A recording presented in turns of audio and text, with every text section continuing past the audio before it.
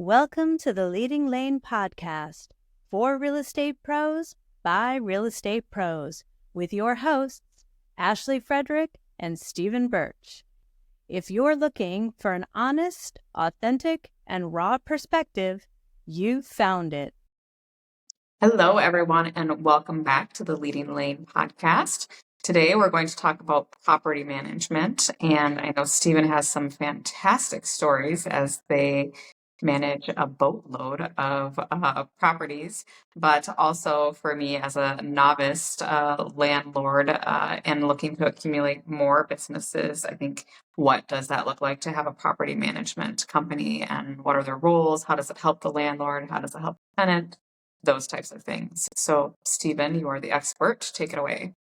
Like when property management actually kind of fell in my lap, I never wanted to do property management whatsoever, had no intentions to. What happened there, so just so that everybody is clear, property management is not always the fun and glorious type of thing.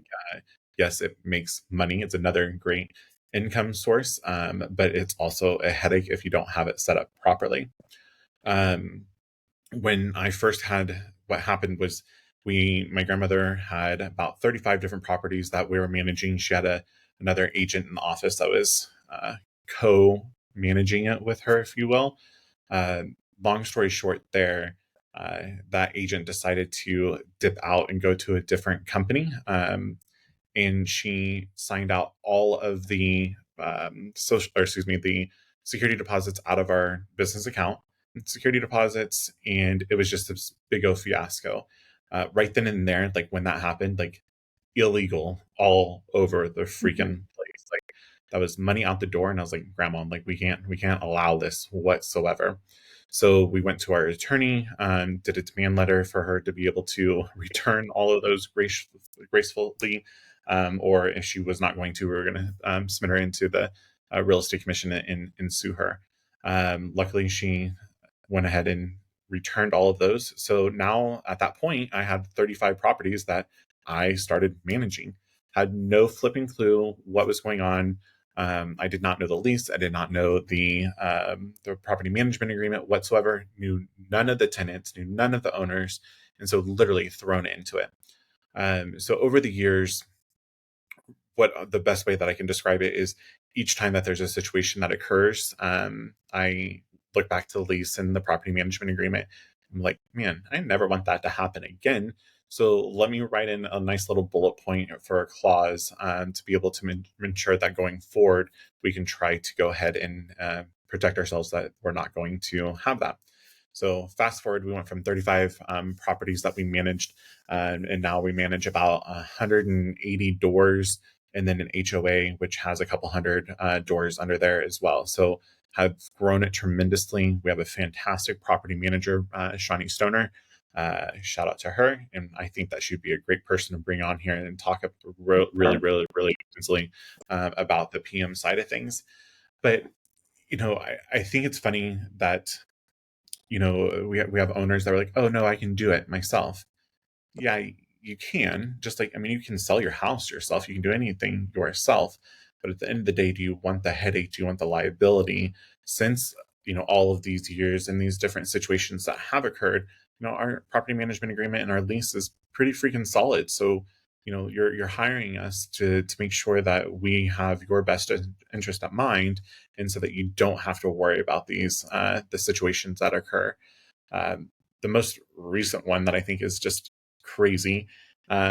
We have a fourplex with an investor, and he's going to rehab it, and he has not gotten to it yet. And just the other day, we had some squatters catch fire inside of one of the units upstairs.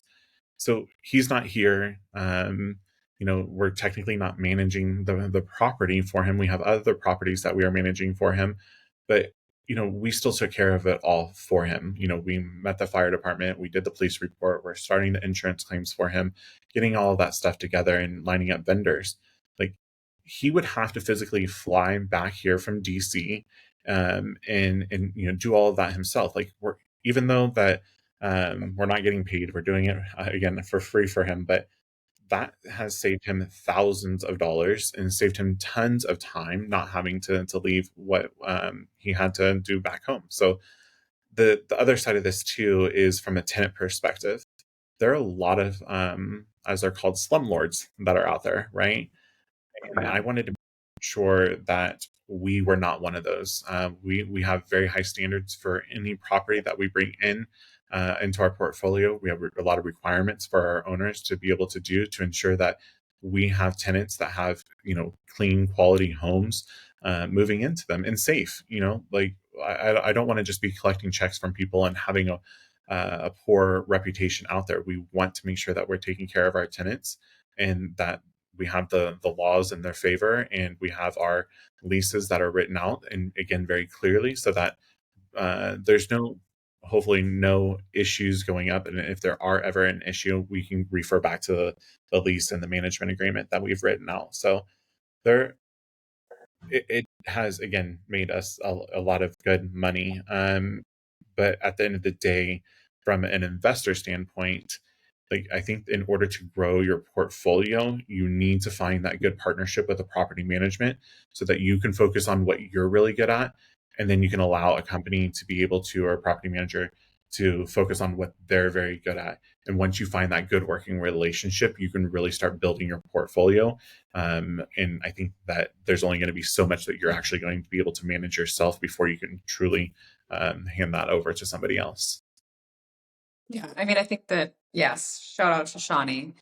If you're not following her on Facebook, she's got some great reels and some great tips that she's doing. I think the one that she shared this week that I took note of is, I think it's called Timestamp, but Mhm. she uses it for her, right, like things that happen in apartments. But for me, I was like, man, like how great would that be for us as agents? That if Mhm. I'm at a property and something is wrong, like I can take a picture of it and it timestamps and dates it so that there's no question. So some of that we can apply. But I think it'd be great to have her on just like to get some in depth of what her day looks like and what she deals with. My Mhm. question for you though is, right, so like I own several properties. It probably goes back to this control freak situation that I have. But what do you think is the best benefit for landlords? Or I know that like a lot of landlords, right? They might not be slumlords, but they maybe like don't like to spend the money and they're like, I'll just take care of it myself. Like, what do you think is the best rebuttal to that? So really, I guess it depends on, if you were to call me up, I would say, what is your end goal? Like, what are you trying to accomplish here? Yeah, so If it is, I don't want to deal with it. I don't want to deal with people. yeah, like, so then that's what we're here for, right? Like, you don't have to worry about the 24/7, maintenance, right? Like, you don't have to worry about if somebody's going to call you at 3 o'clock in the morning and wake you up, like you have to go out there. Like, we handle all of that for you. So our goal for the mass majority of our owners is that we want you to be able to receive a check every single month and you'd be like, man, that was the easiest money that I've ever made. I didn't have to do anything, right? Like, you got it over into our portfolio. We'll take the rest of it from there. So the other part of that too, I think, is like, y- we're dealing with humans. And so there's a lot of emotions. And obviously, as an owner, you're going to have a lot of emotions attached to the property that you own.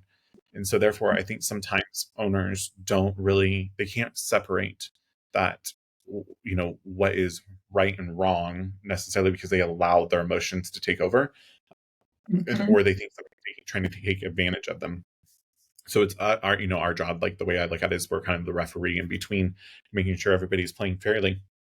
But at the end of the day, really the goal is to make it as seamless as possible, communicate with you as much as we can to ensure that you know what's going on, so you can or not lose, but let go of some of that control, but still know and have the reassurance that we are working in your benefit and that you made the right choice to be able to hire us. So, yeah, like, I don't even like the phone calls at 2 o'clock in the morning, or, when we had the pipes, we had the crazy sub-zero weather that came through, Mhm. all the pipes were frozen, and we had all of these tenants, going berserk.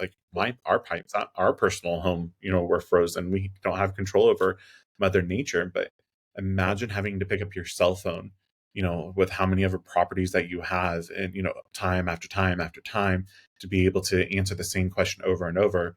Well, to where now you no longer have to even worry about that. We communicate to the tenants and update them on what's going on, and keep them afloat as well. So we try to remove the headache, really is the main goal for the property Like owner. for me, like we get like inundated with like the application part of it. Like that's the part that I can't stand is it's just like nonstop and you have to like check references and all of that. So I assume that that is something that your property manager like literally like just they only know like openings, here you go, here's the building, etc. Yep, absolutely. Like, think of all the freaking paperwork. You have fair housing that you have to comply with, obviously. And so you have to keep everything consistent across the board and everything documented properly. So, for us, there's like 5 different checks that we do: background check, criminal, income, your rental history, obviously your credit. Like, we look at all of these different things. And so we file those, so that we make sure that we're in compliance and keep it consistent across the board. But then even when you go into that, like, we then from there make sure that the tenant has renters insurance, and we make sure that we're named on there as well. I think there's a lot of homeowners out there that don't realize that there's a difference of homeowners insurance and rental insurance, and so we want to make sure that they are protected for their belongings, and the property is protected as well. Then you have to verify that all of the utilities are turned on properly in the correct date. All the billing is done properly. All of the inspections, and documenting properly of those photos to make sure that when that tenant turns around and moves out, that was that hole in the wall really there, and how are you going to prove it? A lot of the laws are written in favor of the tenant, so it's all about documentation and making sure that that at the end of the day, that if you have a tenant that skips out or damages the property, you have the proper documentation to be able to truly go after them, to try to get the funds to be able to put that back into the property. I mean, that alone right there is worth somebody else doing for me, in my opinion, that I don't have to deal with all of the documents, because then I'll be like, where in the hell did I put it? We have an online portal and everything is documented properly. So absolutely. Let me flip this, actually, like the control thing. What do you feel that you would be losing control if you were to hire somebody? I think probably just like knowing who's coming and going, and then just like a matter of just who's there, right? Like because Ben likes to stop by the house, so that's the other part of it, right? Is Ben would probably play some of that maintenance type role, but I don't know. I don't know why, because it's the thing that I struggle with, right? But I think like knowing who's there, like knowing when they're leaving. I think for me, like it's always a matter of like making sure I know what like when they plan to leave. So it's a little bit different here, and then a lot of our rentals are based off of our medical facilities. So we actually have like furnished apartments, right? And then that's like 13 weeks contracts, which I think is such like a different mindset of somebody signing a 1-year lease than like a 13-year lease. So I think like for me, like I always think I have to have a pulse on like when's the 13 weeks up? Are they going to extend? Like how quickly can I fill it? But again, I would like to not focus my time on that, and plenty of other things to focus on. So I think it's definitely something we have to consider. So then I think, from an owner standpoint of a real estate company, I think that's why you and I started talking about it, is like, well, in our area, like we don't really have a lot of property managers. I think there's one for sure that I know of. I mean, I can guarantee you like there are way more people that are just doing that themselves. So, right, it's something that we consider like, hey, we should maybe look at that avenue. So talk to me more a little bit about like being in a real estate company, but then also having like a property management company, as far as like how that helps things. But I think in me talking to Shawnee, like I think it's also like a nice avenue that not everybody's going to rent forever, right? Like how does that transition look to, help them be buyers, because it's kind of like a one-stop shop. Right. Well, back in a while back ago, we didn't have an issue, or yeah, we had an over issue of inventory, right? Like we had too much that was available.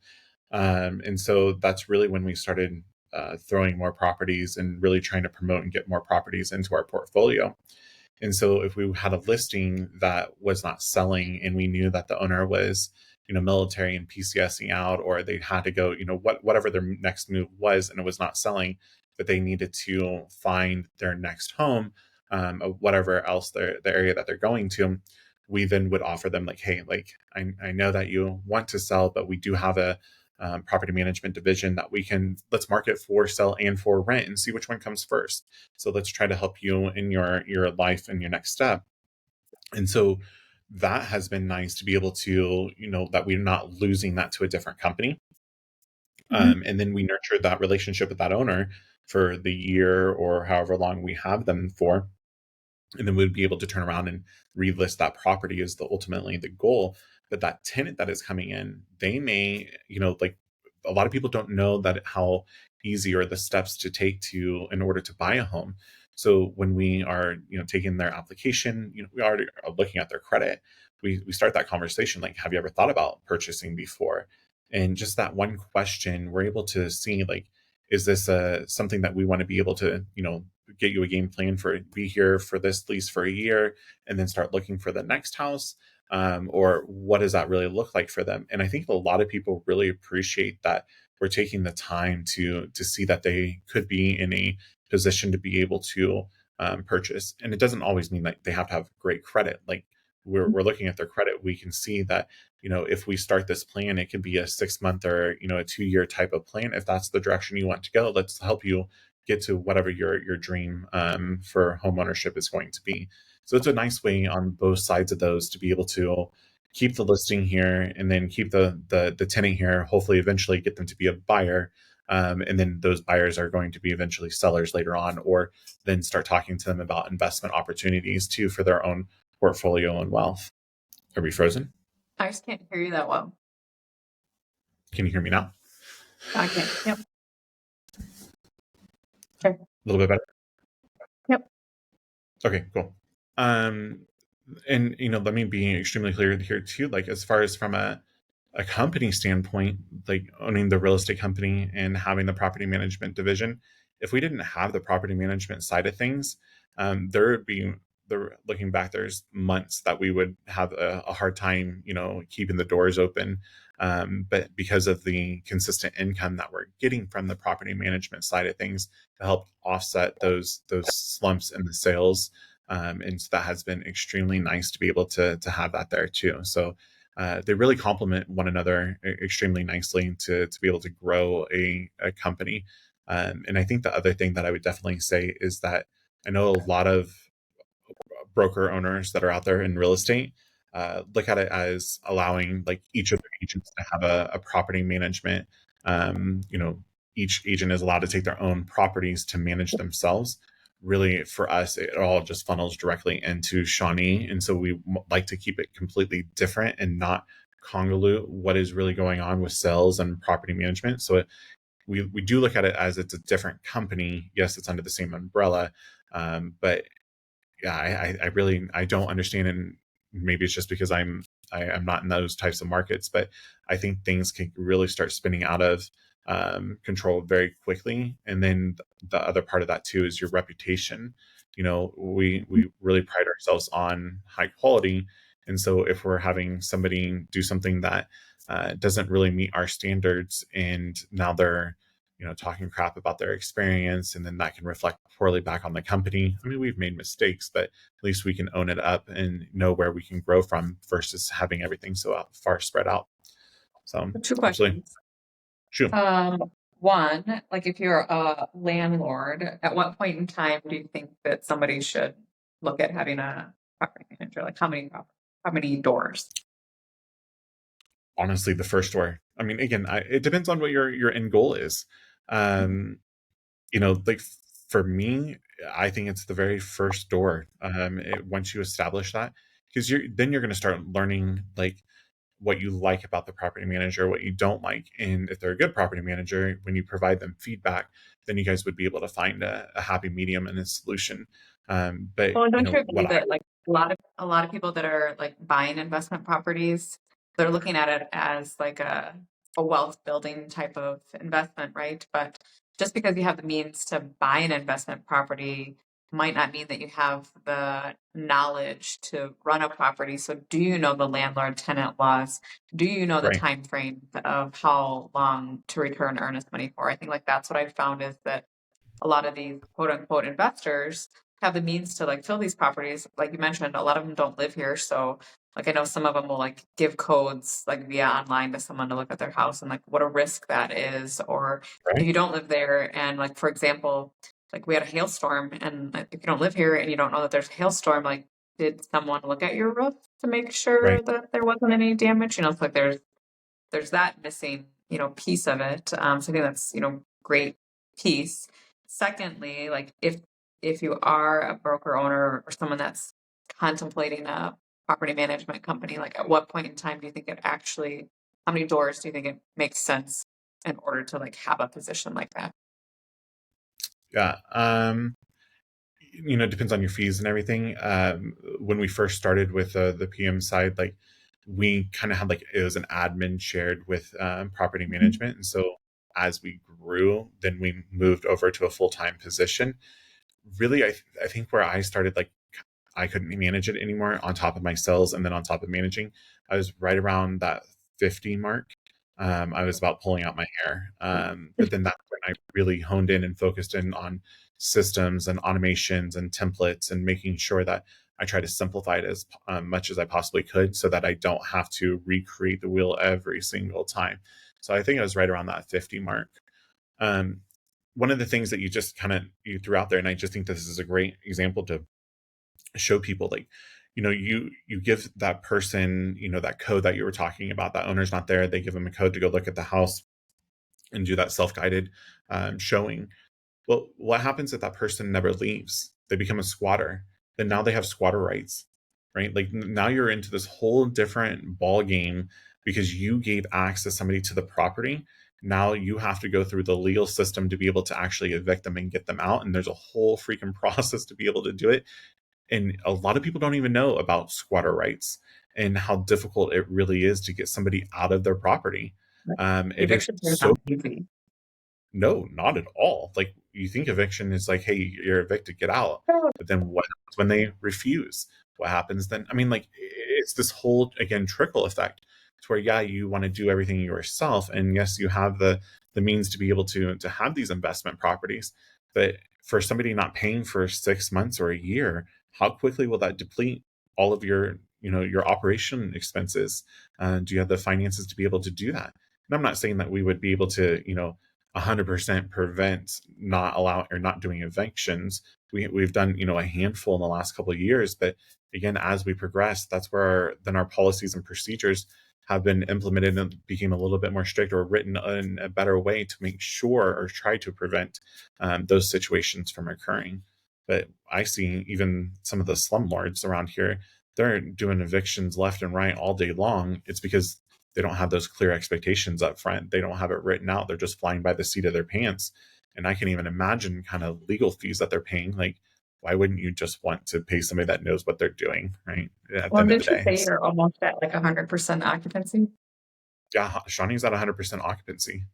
Like, Yeah, I mean, and right, we, I think that that goes back to having the right system in place. Like if you have the expectations up front, if they know who to contact, if they know what it looks like from day one, like I think that's how vacancies are, not there because you've done the expectations up front versus just a slumlord that's like, ah, I'm fit now, like, but whatever, didn't pay their rent so well. right. Absolutely. And, then we have Sky, our marketing director. She's able to do all of our photography and Matterports and everything else. So it really does complement a lot of the things that we already have in place. And so it just made natural sense to continue to grow that. But Shawnee has also done a fantastic job with creating a great relationship with Fort Riley and Fort Riley Housing. And so they're the housing office that helps the service members find housing off post. And so that relationship right there, a lot of people don't even know that is out there. And being able to have that relationship and go through those inspections with them. And, Shawnee's able to really just reach out to them. Hey, we have this property. And they say, hey, we have these, people that are looking. And a lot of times she can fill the properties before we even hit the open market or even before it vacates, the previous tenant vacates out of the property. So having least amount of time of vacancy, within your property, I think is absolutely huge in making sure that you're getting the best return of investment. Yeah, I mean, you make So a good point as like, one, it's the right person, right? Like Shawnee's the right person for that role. But I also think you make a great point as far as pictures, Mhm. because there are some like really nice properties that are for rent, but I've seen the pictures and I was like, Right. oh, that's so sad. Like they are not doing justice for what is actually available. I think that that's a great point. Absolutely. And I mean, like, and even from where, your standpoint, like, imagine being able to go out and you have these properties that you're showing a potential tenant, and, being able to have that conversation about, hey, what about purchasing instead? Like, not that you're trying to move them away from that Right. property. That owner that you're representing very well may want to sell, and that, and they love this home.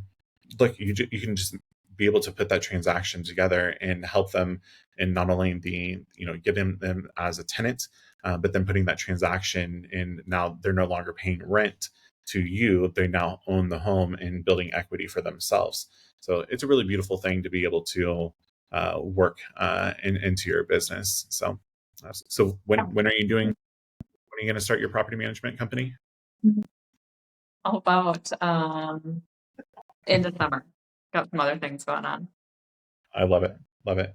Yeah, But yeah, no, perfect. I do think that for this is a great one to kind of table right here, Yeah, and let's get Shawnee on with us, and so we can ask more questions. And anybody that's listening, I mean, since we're going to be queuing up for Shawnee, if you have questions about property management, anything in general, like, go ahead and let us know so that we can make sure that we ask her when we get her on here as a guest. perfect. Thanks for your time, everyone. We will talk to you soon. Toodaloo. If you've enjoyed today's episode, please like, subscribe, and share with others. Stay connected for more genuine insights and strategies to boost your real estate career on Facebook, or check out our website. We'll see you next time.